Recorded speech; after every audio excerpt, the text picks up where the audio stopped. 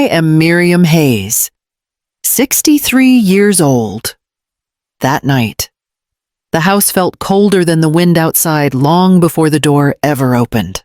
Harper's footsteps came down the hallway with the quick, sharp rhythm she only had when she was already angry, and I braced myself without knowing why. She had been tense for weeks, but this was different, heavier, sped up by something I could not see. She swung into the kitchen, eyes wide and glassy. "Get out!" she snapped. "Go to your family!" "I can't do this anymore." I tried to understand what had set her off, but she grabbed my arm before I could speak. Her fingers shook as she pulled me toward the front door. The air between us was tight and thin, like something stretched too far for too long. "Harper, wait," I managed. But she was already unlocking the deadbolt. She pushed me out onto the porch so fast my balance broke. I stumbled into the snow in nothing but my thin nightgown, the fabric clinging to my skin as the cold made every breath sharp. The nearest neighbor lived 2 houses down, and the night was quiet. Snow muffled every sound. I had no phone, no coat, only the thin nightgown, and had to hope someone would see the light from the house next door. My phone was still inside. She had taken it from the counter earlier when we argued about nothing and everything. Without it, the night felt even larger, the cold even closer. Snow gathered on my shoulders as I pressed my palm against the door, calling her name, but the house stayed silent. The cold crawled up my legs and arms until my teeth began to knock together. That was when a soft, warm light flicked on from the house next door, a porch light, then the shadow of someone moving behind the glass. The light cut through the dark like a small mercy, and I turned toward it because there was nowhere else to turn. The door of the neighboring house opened slowly, and someone stepped out, watching me carefully in the snow. I pulled the nightgown tighter around myself and took a step toward that light, not yet knowing that everything was already changing, and that the distance between Harper and me had begun long before this night. The first signs showed long before the night she locked me out. They arrived quietly, the way cold settles into a room without anyone noticing. Harper used to come home from work humming, loosening her scarf, telling me about her day in pieces that made sense. Harper had been juggling deadlines at work and mounting bills, and the added responsibility of hosting me only tightened the coil further. One evening, I asked, "Long day." She set her bag down harder than she meant to. "I do not want to talk about it." Her voice snapped like a thread pulled too fast. I tried to step back, give her space, but the tension stayed in the air between us. I noticed her laptop became something she guarded. She used to leave it open on the dining table. Now she snapped it shut whenever I walked by. Once, when I came in to put a folded towel on the chair, she slammed the lid down so fast it sounded like a slap. I said, "Do not touch my things," she muttered, not meeting my eyes. Evan, her husband, drifted around the edges of the house like a shadow. He spoke gently to me, but whenever Harper raised her voice, he retreated into the garage, into the basement, into silence. The night she threw her coat across the sofa and began tearing apart the living room looking for a missing charger, I heard him whisper, "Let it go, Harper, please." She didn't let it go. Every misplaced object became proof that I was in her way. Every meal she came home to became another opportunity to criticize. "You use too much salt. This is not how Evan likes his chicken. You rearranged the mail again." The distance widened in the smallest moments. A closed door. A heavy sigh. Her eyes flicking past me as if she was waiting for someone else to speak. I tried to remind myself she was overwhelmed, but something deeper had begun shifting, something I could feel long before I understood it. And the night she pushed me into the snow was only the moment it finally broke. The house changed in small ways first. Harper began correcting everything I did, as if every move I made interrupted a rhythm only she could hear. "You folded Evan's shirts wrong." she said one morning, taking the stack from my hands. I folded them the way you showed me. I replied, "Then you were not paying attention." Evan hesitated, then stepped forward. "Harper, maybe give her a moment," he said softly, trying to mediate. At dinner, Harper pushed her plate away. "Did you follow the recipe I left? I cooked it the way I always have." I said softly, "That is the problem. You keep doing whatever you want." She walked off, leaving her fork still rocking on the table. Evan hesitated, then rose and followed her without meeting my eyes. Later that week, I passed by the garage and heard Harper's voice inside, low and furious. "I cannot breathe with her here. Evan, everything is slower, messier, harder. I cannot keep carrying all of this." He murmured something I could not make out, and then the two of them fell silent. I stepped back before they saw me, the words settling into my chest with a weight that stayed long after I went to bed. The warmth that once lived in that house was thinning, thread by thread. And for the first time since moving in, I felt like a visitor standing where I no longer belonged. It began with something as small as a misplaced envelope. I found a bill on the kitchen counter and set it with the others in the drawer, the way I always had. When Harper came home, she stopped in the doorway and stared at the empty counter as if something precious had been stolen. "Where is it?" she demanded. "In the drawer," I said. "I put all of them together so you would not have to—" "You touched my things again?" Her voice rose so fast it startled even her. "I told you not to move anything. I was only trying to help," I said, keeping my tone calm. "Help." She laughed, but it was sharp, almost breaking. "You make everything harder. Every single thing." Evan stepped out of the hallway. "Harper, it is just a bill. Do not defend her," she snapped, turning on him. "You are never home. You do not see what it is like." He lifted his hands in surrender and backed away. His retreat only pushed her further toward me. "I cannot do this," she said, grabbing my phone from the table before I could reach it. "You meddle. You pry. You make me feel insane. I have never tried to hurt you," I whispered. She moved past me, shaking, and unlocked the front door. Cold air burst into the room, lifting the edges of my nightgown. "Get out," she said. "Go to your family. I am done." Before I could steady myself, she shoved me forward. My feet slid on the tile, and then I was outside. The snow stinging my skin, the street was quiet, snow dampening every sound. I had no coat or phone, only the thin nightgown.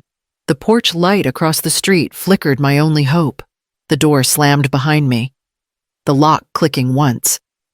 Then again, the shock kept me frozen for a long moment. The night pressed in, and the cold wrapped around my chest until it hurt to breathe. When my fingers went numb, I stumbled to the living room window and pressed my palm to the glass. "Harper," I said, voice shaking. "Please." The curtains did not move. In the dark, I spotted the stone planter near the steps, half buried in snow. My mind raced with panic as I reached toward it, desperate for any way back inside. That was when a warm porch light flicked on from next door, cutting through the frozen air as someone stepped into view.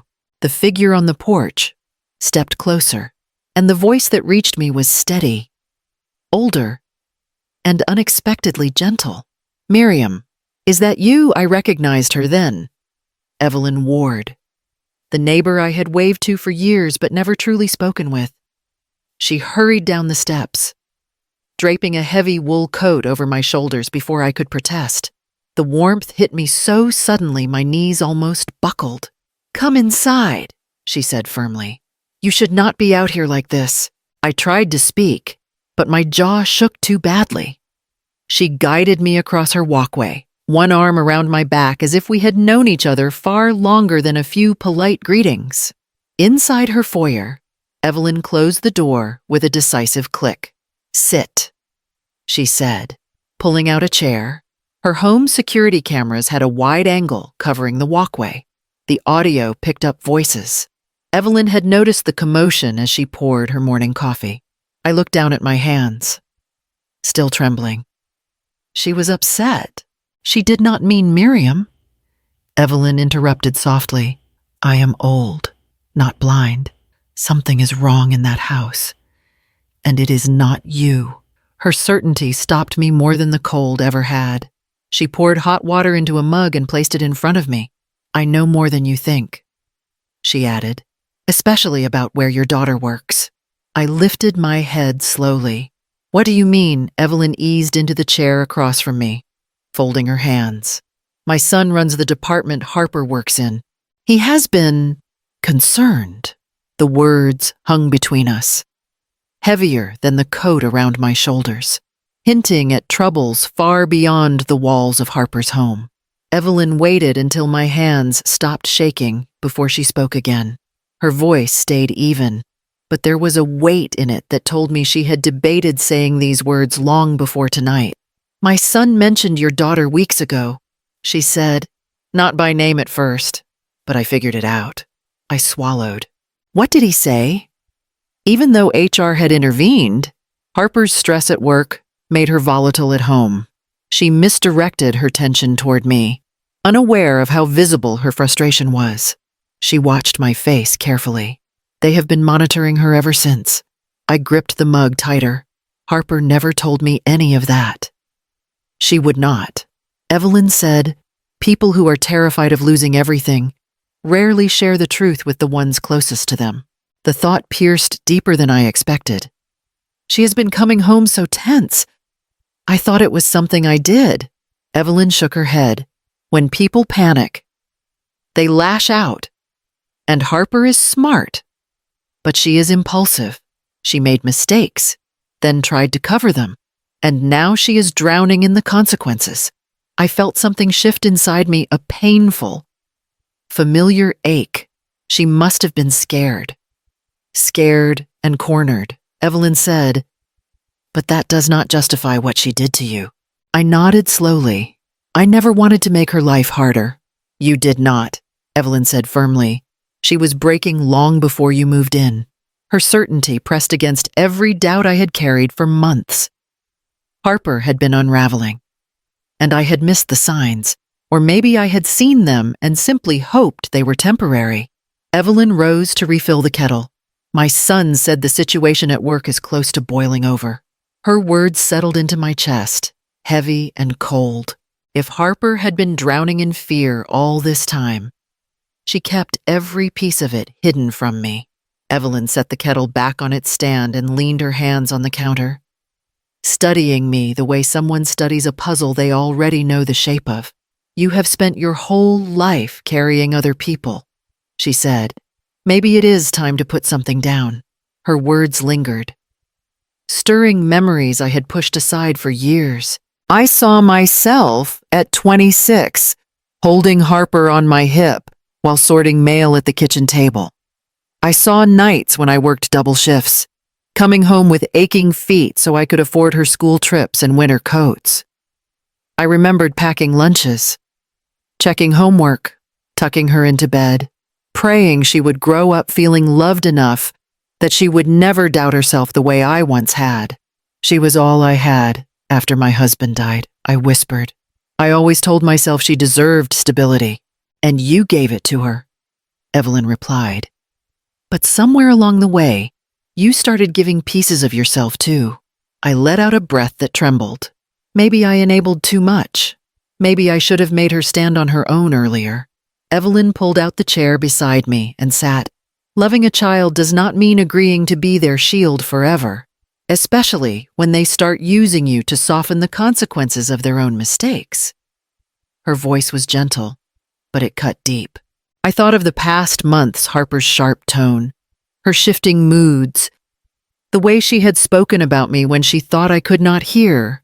I thought of her hands trembling as she shoved me through the front door, the desperation in her eyes disguised as anger. I still want to help her, I said quietly. She is my daughter. Of course you do, Evelyn replied. And you can, but not by sacrificing yourself. She reached over and touched my hand. You cannot save someone who keeps setting fire to the place you are standing. I stared at our joined hands. The truth settling into me like something I had been avoiding for years. I had always chosen Harper first because she was my child, because I believed love meant endurance. But now, sitting in Evelyn's kitchen, wrapped in an unfamiliar coat, I felt something shift. Maybe protecting Harper no longer meant absorbing her storms. Maybe protecting her meant letting her face the ones she created. And for the first time in 63 years, I began to consider what it might look like to choose myself too. I had just finished folding the blanket Evelyn lent me when my phone vibrated on the nightstand. I didn't recognize the number, but the moment I answered, I heard the ragged breathing. HR had received footage from the house security system. Evelyn had shared it, explaining everything. So that was it. Not remorse, not clarity, fear. What did you tell them? I asked. I said we had a misunderstanding, she stammered. I said you slipped outside. And I panicked and locked the door by accident. But they want you to confirm it. They need your statement. Mom, please, you have to tell them it wasn't what it looked like. Evelyn stood in the doorway, arms crossed, listening. Harper, I said carefully, you threw me outside wearing a nightgown in below freezing weather. I know, she cried. I know. I was wrong. I was stressed. I wasn't thinking. Please, Mom. They said this could be grounds for termination, unprofessional conduct, workplace hostility. If I lose my job, I won't be able to pay the mortgage. Evan said we might have to move in with you. Mom, please, I'm begging you. Her desperation poured through the phone, frantic and trembling. But beneath it, I heard the truth. She wasn't apologizing to heal anything. She was apologizing to survive. I need you to come home, she whispered. Right now, please, I'll explain everything. Just help me fix this. My fingers tightened around the phone. Evelyn's steady gaze stayed on me, waiting. Harper kept crying softly, the sound filling the room like a fog I used to walk into without thinking. I drew in a breath, feeling the old instinct tug at me to rescue, to smooth over, to return, but something else pressed back. Stronger and quieter. Harper showed up at Evelyn's house just after noon, still in her work clothes. Hair frizzed from rushing. I opened the door before she could knock twice. Mom, she breathed, stepping inside without waiting. We need to talk. I nodded and led her to the sitting room. Evelyn quietly excused herself, leaving us alone. Harper wrung her hands. I'm sorry for everything. I was overwhelmed. Work's been a nightmare. Evan keeps asking where I've been mentally, and you moving in just added pressure I wasn't ready for. There it was. The apology with a hook. I didn't ask to move in, I said softly. You insisted. I know, she snapped, then caught herself. I know, I felt like you were judging me. Every time you looked at me, I felt like you saw all the ways I'm failing. That was not me, I replied. That was you. Carrying something you never trusted me enough to share. Her jaw tightened. I didn't think you'd understand. You didn't try. She flinched, but kept going. I was scared. All right, HR watching me, Evan questioning everything, and you there, noticing every little mistake. Harper, I wasn't noticing mistakes. I said, I was noticing my daughter falling apart. She blinked hard, fighting tears. I didn't mean to lock you outside. I just snapped. I thought if you left, even for a minute, the pressure would lift. My throat tightened. You threw me out in the middle of winter. She looked down. I know. And I'm sorry. But the words sounded hollow, like she was reading them from a script someone else wrote. I love you, I said quietly. But love cannot survive if fear replaces trust. Her shoulders sagged. The truth settling between us like cracked glass neither of us could sweep away. The morning after Harper's visit, I sat at Evelyn's kitchen table with a cup of tea warming my hands. She glanced at me over her glasses. So, she said, "Are you packing your things to go back?" "No," I answered. The word came easily, without the usual guilt that trailed behind it. "Not this time." Evelyn nodded once, calm and unsurprised. "Good. The guest room is yours as long as you need it. No deadline, no pressure." Later that afternoon, Harper called him. I stared at the screen before answering. I reminded her she must answer honestly. HR would not proceed without her statement. I could not go with her, but I made sure she knew what to report. There was a long silence. "Okay, I understand." After we hung up, I walked outside with my scarf wrapped tightly around my neck. For years, decades, I had been someone's mother, someone's helper, someone's emergency landing place. Standing there in the cold air, I felt something unfamiliar settling in my chest room. Space. My own life. Evelyn joined me on the porch.